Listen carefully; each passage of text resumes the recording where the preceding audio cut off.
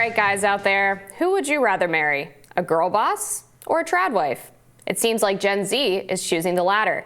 According to a new article in The Federalist, the rise of the massively popular trad wife or traditional wife trend on Instagram depicting women happily remaining at home and raising the kids is following a reorientation of priorities for women away from the workforce and into the wifery. One trad wife, Hannah Nealman, has nearly 9 million followers on Instagram who attentively tune into content featuring her life as a mom on a hog farm in Utah. Here's one example of her content.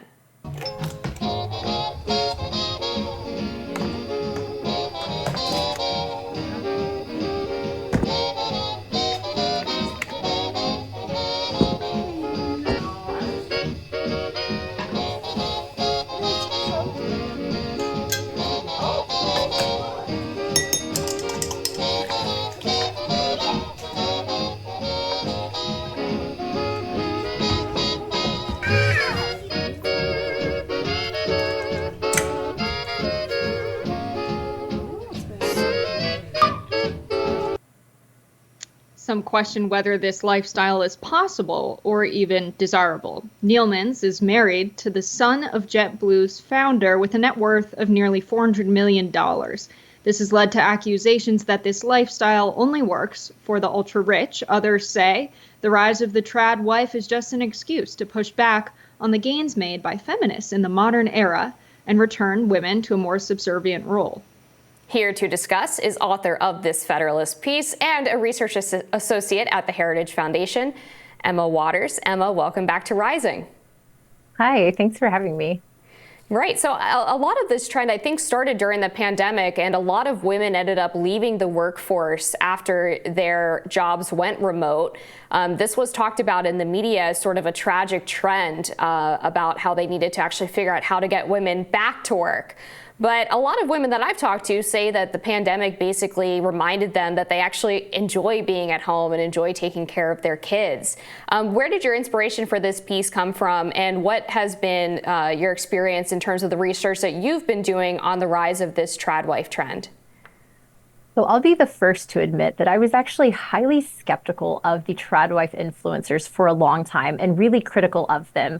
So similar to some of the criticisms that you hear, it's unrealistic. They're playing into a stereotype and they're trying to paint this one vision of womanhood, of what it means to be feminine, that's maybe just not representative of what most women actually want. But as I was observing COVID and then even just the last few years, the changes we've seen in the way that women prioritize their time, I started to realize that even though these trad wife influencer accounts are usually showing the most extreme version of what it means to be a feminine homemaker at home with all of her children, that in many ways it was actually tapping into this deep need within Gen Z. I mean, the fact that she has 9 million followers, and I'm guessing a lot of those are moms of kids who probably aren't getting to live the kind of lifestyle that she is.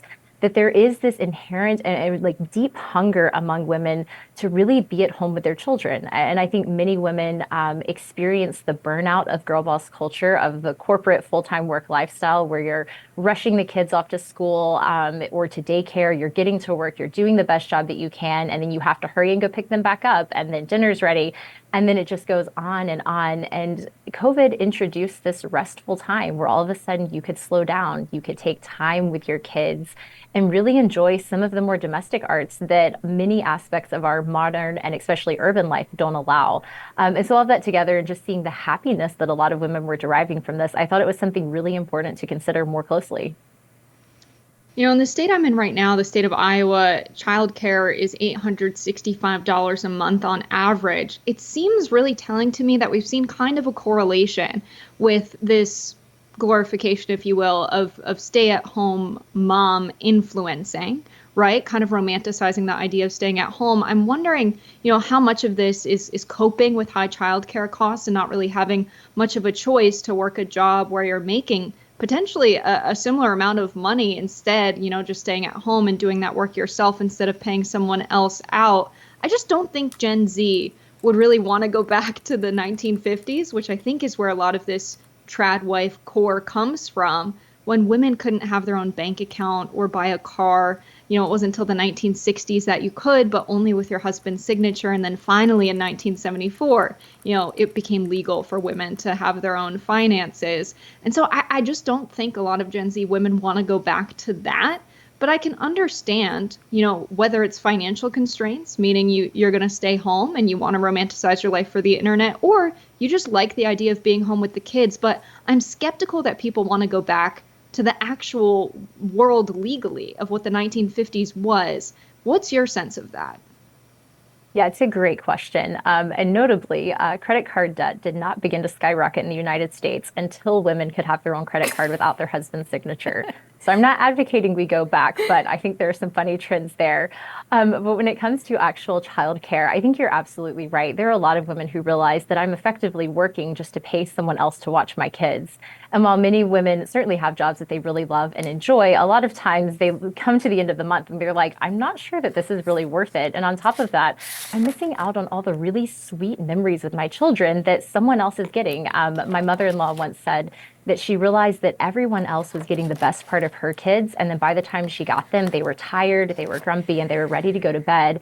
And frankly, she was too. And that's just not the sort of life she wanted to build with her children.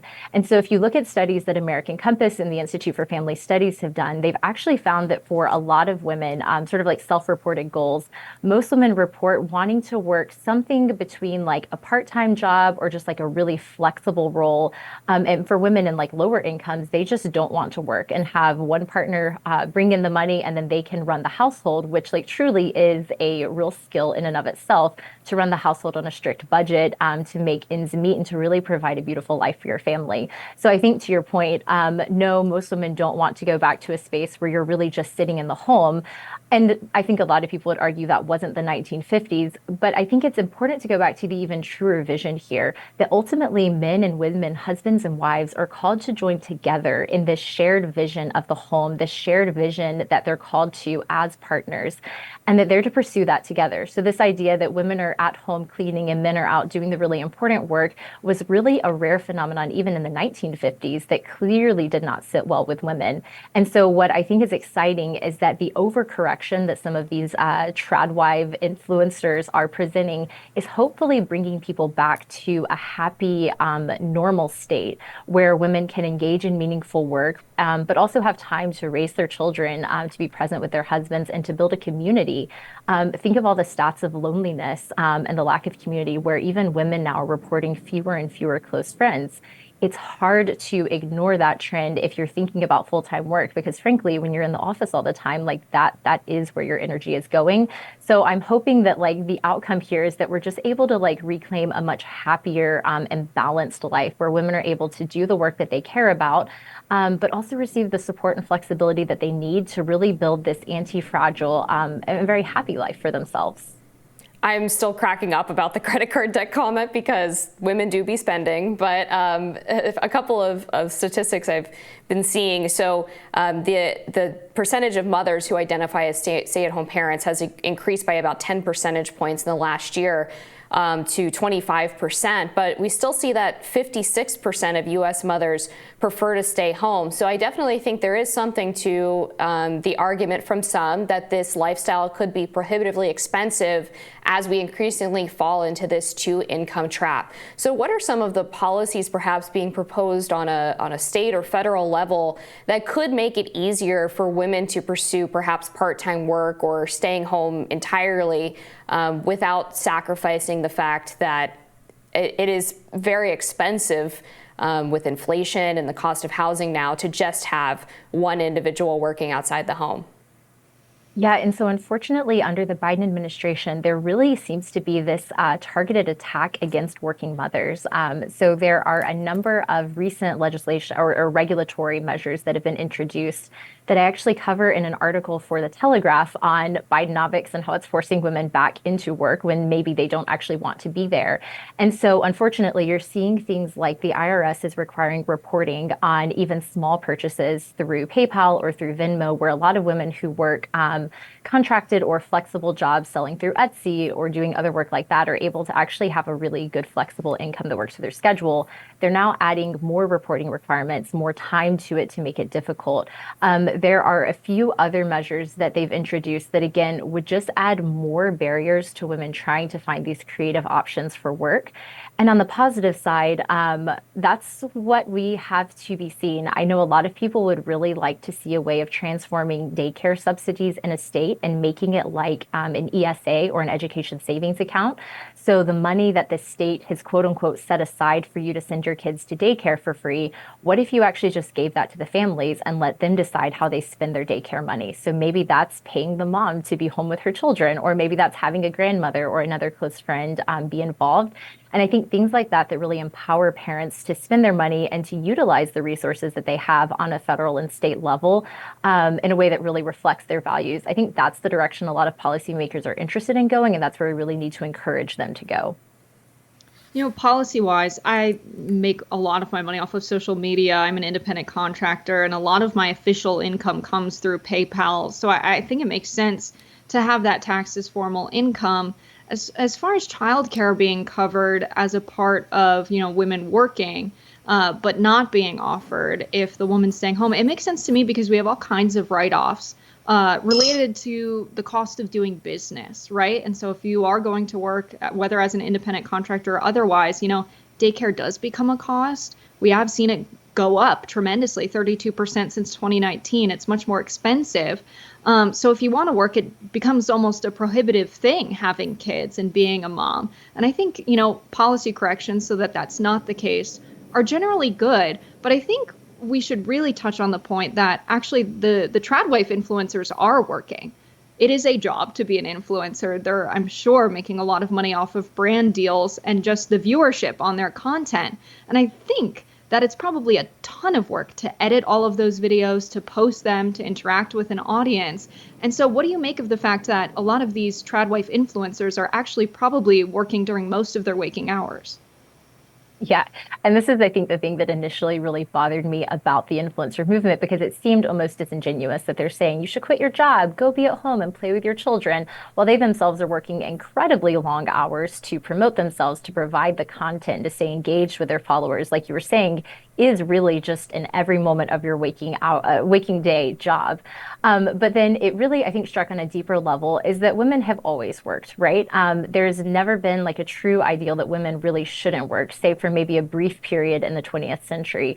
But instead, understanding that women have always had jobs working on farms, working with their husbands in blacksmith shops, right? Writing, and that also raising your children and educating them, and again, running a very productive household is a legitimate job that I think we don't spend enough time talking about. And frankly, this is something that I'm really interested in myself, of learning, living in Washington, D.C. in a very urban area. What does it mean to have a productive household where we're actually working and being very faithful with what we've been given in a way that we actually are able to show something for our time, right? That home is not just a landing pad, a place that we come to rest for leisure, and then we go outside of the home to do our real work. So I agree that there's sometimes the frustration in some of their messaging. But again, hopefully this ultimately communicates to Gen Z and to future generations that like work is good, that we all want and have this desire to work, that it boosts our self-esteem in a really positive way. But that there are certain kinds of jobs that do align better with what women want. And there are certain kinds of jobs that seem to really go against that. And so that's why I really highlight the not so traditional 9 to 5 of having women fully outside the house and fully apart from their children most of the working day. I think is what feels so unnatural. And that kind of work, influencers are certainly rejecting. I mean, that kind of work, I think most women are just not as naturally interested in if they have young children at home. But then finding jobs where they're able to care for their children, be present in the home, but then also do the work that they care about. That's really, I think, what the TradWife influencers are highlighting. And hopefully that's the message that Gen Z is hearing. Emma Waters from the Heritage Foundation, thank you for joining us. First, thanks, guys.